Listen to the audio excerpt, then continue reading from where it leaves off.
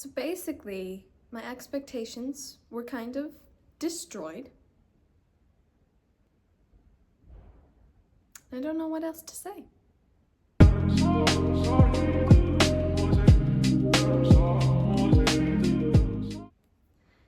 Hey everyone, welcome back to another Book Savvy video. You'll have to bear with me here. I have not filmed in such a long time. Life has really been kind of everywhere lately for me, and so I've been kind of devoting time to other things. I've been posting a lot of short videos if you want to check those out for some laughs and a little sneak peek into some stuff I'm writing. It's mainly been just a really light, fluffy rom-com. But if you would like kind of a sneak peek, insider info, or just some information and would like to hear about some of the fantasy I'm writing, then you can go ahead and comment romantasy down in the chat below if you are interested in that. And if not, that's fine.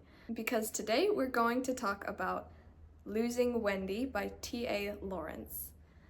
So for those of you who have not heard of it, it is a Peter Pan retelling, specifically a dark Peter Pan retelling, and I'm going to talk a little bit about the summary and just kind of sum up what happened in the novel and everything. And then I think we might just jump into the spoiler section of this video because I have a lot to say and I need to get it out. And you can go and read this book and then you will share my pain. And I feel no guilt over recommending it because I need someone else to be as mentally destroyed as I am so that someone else can feel my pain and understand. So with that, let's get into it. So we start out with our cast of characters. We have obviously Wendy, and then we have Peter Pan, who is also known as the Shadow Keeper. You know, Peter Pan's shadow, makes sense, right? And the lore behind all of this is really interesting, I found. Then we have, obviously, Captain Hook, who is not known as Captain Hook, at least as of yet. I have yet to see him pick up the title, but maybe he will in the future, who knows. But right now, he is known as Captain Nolan Astor. So the basic premise of this story is that Wendy was deathly ill as a child with the plague that had been going around their town of Jolpa. And the only way for her parents to save her is striking a bargain with these beings called the Three Sisters, who are the Fates. They, weave people's fates or whatnot, all that lore stuff.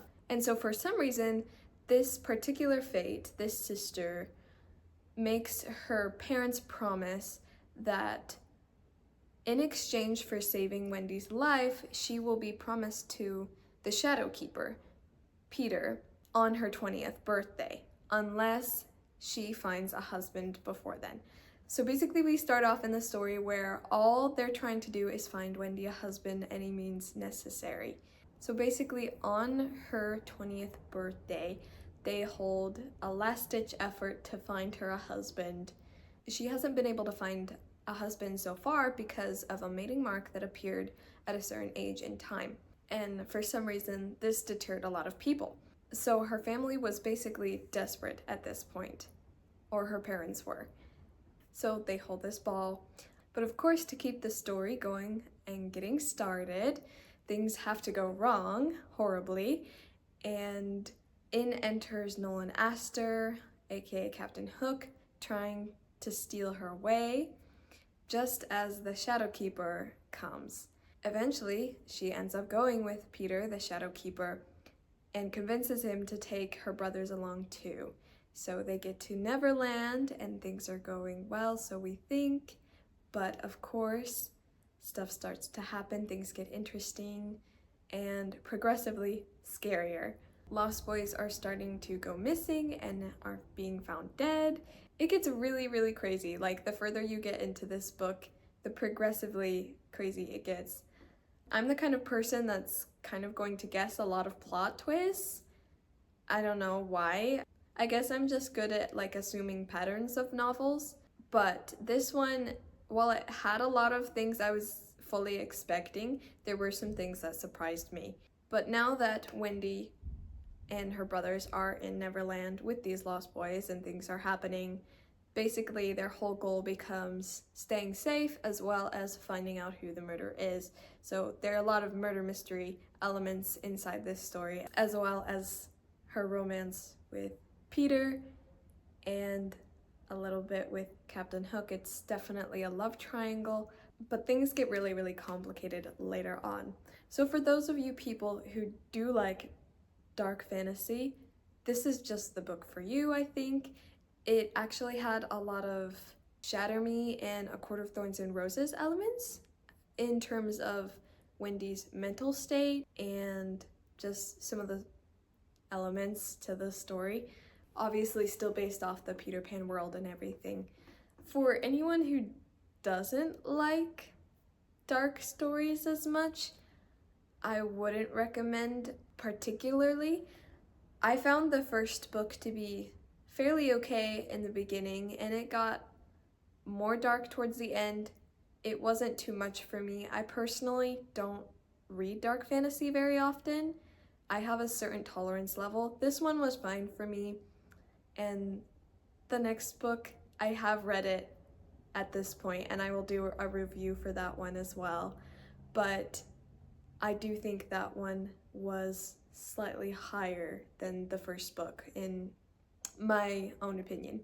But yes, that is the basic plot of the story. So some things before I get into the spoiler side of things.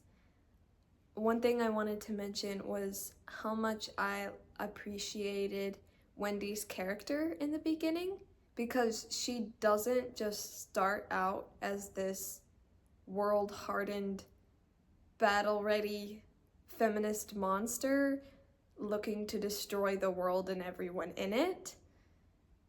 And I am not saying there's anything wrong against strong female protagonists. I love strong female protagonists, but there are so many that just become jerks and these angry monsters, basically.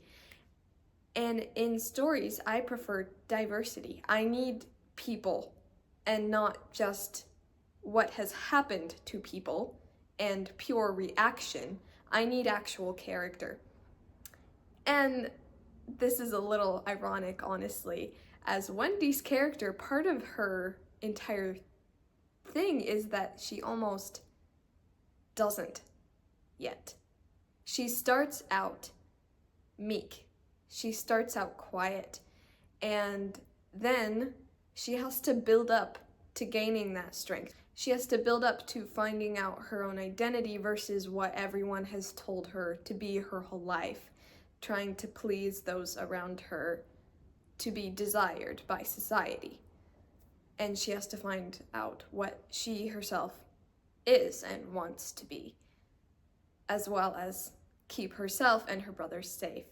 Now, this obviously can be done wrong. I think in this case, I appreciated her character arc, though there were definitely moments I found contradicting to that and was confused, but that is more in the second book, and I'm trying to keep this generally to book one. In book one, I found it had a steady flow of things, and it was more consistent with her character and just going with the flow and trying to figure things out and not letting the darkness in. We get to more of her build-up in the second book, I think, but that also led to some of those contradictions. So hopefully things will even out in the third book as soon as it comes out. I kind of want it right this very second and might go crazy without it, but we won't get into that either. Overall, I enjoyed this one, even if it was more on the darker side, and that's just not as generally a genre I'm in unless it's more high fantasy. It's been a while since a book has made me this invested in its story and not being able to put it down, maybe losing some sleeping hours because of it. So in general, I might not recommend this book just depending on people's tolerance level, but I definitely would for people who like this genre. So I think that's all I would like to say in the non-spoiler side of things. And so I would like to kind of transition right into the spoiler side. So goodbye to those of you who are not looking to spoil this entire novel, and for those of you who haven't read it and are still choosing to spoiler it all, I don't know what you're doing, but okay, I guess I'll see you there.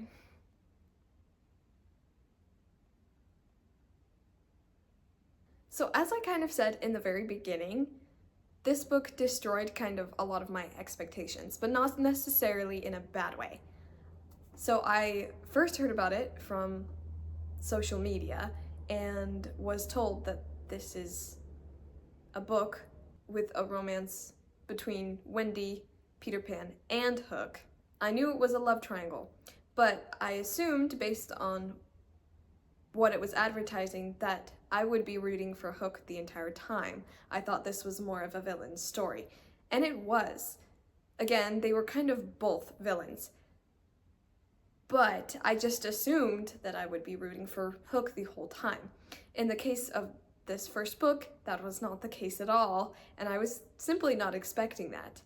Though, that's not to say that I didn't still enjoy her falling for Peter.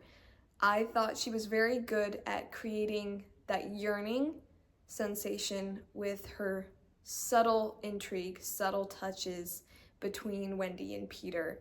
Just those tiny little moments that's just enough to keep you in the story, but not enough to take away your craving for more, if that makes sense. I feel like some stories can really give you too much all the time, and then it just becomes redundant and it takes away that yearning sensation you have and the characters have. So authors have to be really careful with this. But I think she did this well, at least in the first book. And her prose in the very beginning I thought was good. It was almost a little too much, like, whoa, this is basically like poetry I'm reading and there are metaphors everywhere I look. But it was also interesting just how she was able to twist her words into these metaphors and make it feel kind of ethereal in the beginning. And it sort of lost that in the rest of the book. It's almost as if she kind of used up all of her beautiful prose in the beginning, like really condensed it, and then didn't use a lot of it later. But, I mean, it's an okay trade-off. Now for actual spoilery things. I was just not expecting her to be more involved with Peter. Again, I've kind of already gotten into that, but yeah, it just surprised me. I didn't realize that that would be more of a thing. But I was okay with it until I started getting scared, because part of me knew I would still end up rooting for Hook later on and that she would pull a Tahara Mafi switch on me. If you're not familiar, I'm referring to both her series Shatter Me and this Woven Kingdom series that both feature female leads who fall for one guy only for it to be switched and she falls for another guy. This is also seen in popular series by Sarah J. Maas, like A Court of Thorns and Roses, as well as Throne of Glass, though we won't get into Throne of Glass's love pattern. That one's kind of crazy. But in terms of this book, I was expecting that switch to happen at some point, but I was surprised at how long the first book dragged on before we even saw the captain after the masquerade ball. He was there in the very beginning of the story, and then she's slowly falling for Peter and everything until the captain just appears. And I knew as soon as he did, like, stuff would start happening, but not as much as I expected. Another thing I was expecting to happen was I kind of assumed that Peter would be the one behind the Lost Boys murders, even if he was not consciously aware of it, even if it was just his shadow self that was doing it without his other half's knowledge, or he was just covering it up. I just assumed that was happening, or maybe something else, obviously. I'm not going to just believe one thing the whole time, but I was definitely assuming that could very well be a possibility. And it was interesting because the author did end up giving me that, but then taking it away again. So she gave me the twist I was expecting, only to reverse it and give another twist in its place. So I did appreciate that. That was kind of nice. That was fun, not knowing what was happening. But that it ended up being the Lost Boys killing each other because Neverland was a prison rather than a safe haven was awful and emotionally wrecking. Simon, I've not gotten over Simon yet. I didn't particularly care for Nettle or a lot of the other ones, but Simon was Simon. He's the cinnamon roll.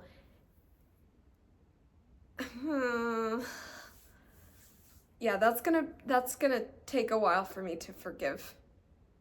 If ever, honestly. But from a purely narrative standpoint, and as a writer myself, I also applaud her for it because this was a good maneuver, and you know, the characters you least expect, they hurt the most, and though readers do not appreciate having their hearts ripped out of their chests, authors are actually monsters who enjoy others' pain. So, there you go.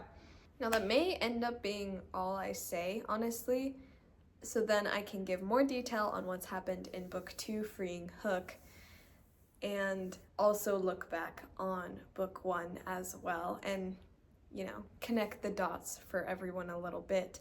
But I decided to make 2 separate videos, so I would have more time to talk as well as keep it for those people who have only read one book or another. Though I don't know who would just read the second book. If you did that, are you okay? Do you need help? Why are you reading books out of order that are obviously in a chronological series? I'm here if you need me. But if you're fine and just read the first book and then weren't fine after you finished the first book and need the second book and are wondering where your soul will go after you finish it all and whether you will ever recover, you can let me know how you feel, because I feel it too. Other than that, I think I might just end there for now. If you have any questions about the book, want to let me know what your thoughts were, go ahead and ask me below. Again, you can comment romantasy if you would like to hear some of my own works. If not, that's totally okay. You can just go on living your life, keep reading books. That's my main goal with this, is to share the books that I like or disliked and just give my opinion on them. Getting to rant about books is kind of awesome, and I hope you're just happy reading as you are. And if you wouldn't mind clicking the like button, that would be cool. I don't like asking, but it genuinely does help, because it lets YouTube know that my videos don't completely suck and maybe other people might want to watch them. It's just the algorithm and everything. But if not, that's okay. So with that, I will say goodbye. Keep reading. Keep being bookerly. Bye, everyone.